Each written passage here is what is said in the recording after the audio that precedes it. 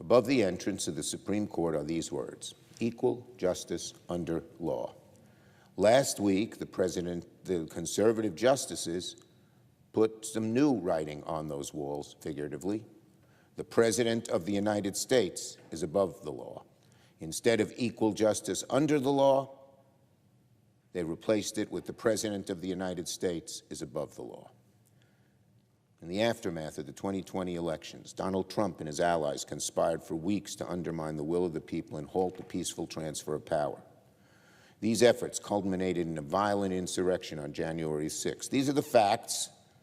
Many of us lived in the Senate, lived through it. I was within 30 feet of the hooligans who invaded the Capitol. No free nation can condone a tyrant who abuses his office to try and cling to power. But that is, in effect, what the conservative majority on the Supreme Court has done. By ruling Donald Trump enjoys broad immunity from criminal prosecution for his actions as president after the 2020 election, the conservative majority has violated the most basic premise of our Constitution, that no man is above the law. Most Americans will see what the court did and think it was grossly political, a shameless attempt to help Donald Trump out. I worry that over time, Americans will increasingly lose trust in what the courts say. They've already begun to lose that trust with these right-wing MAGA decisions, very few of them found in any precedent at all. It could be an unraveling of trust in our democratic institutions. The good news is that the Constitution provides a remedy to the Supreme Court's terrible decision.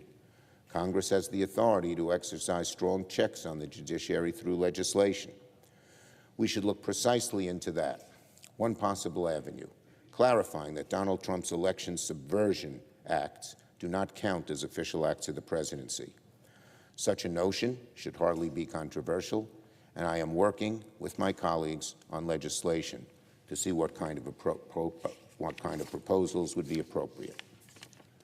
We were all taught in grade school there are no kings here in America, but what the conservative justices have done is place the crown on the head of Donald Trump.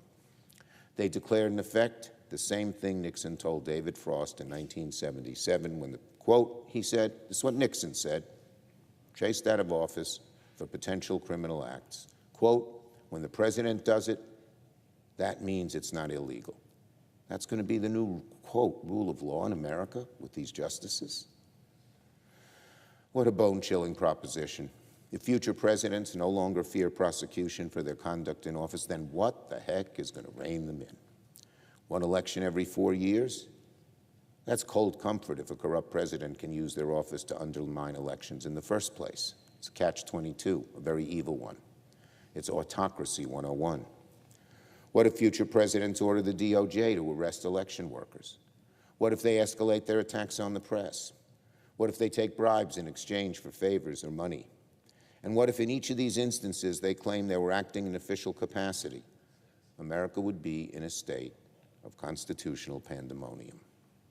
The American people are tired of justices who think they're beyond accountability. We in Congress should be open to sensible, reasonable solutions to restore the checks and balances that the MAGA court has taken away. Yield the floor.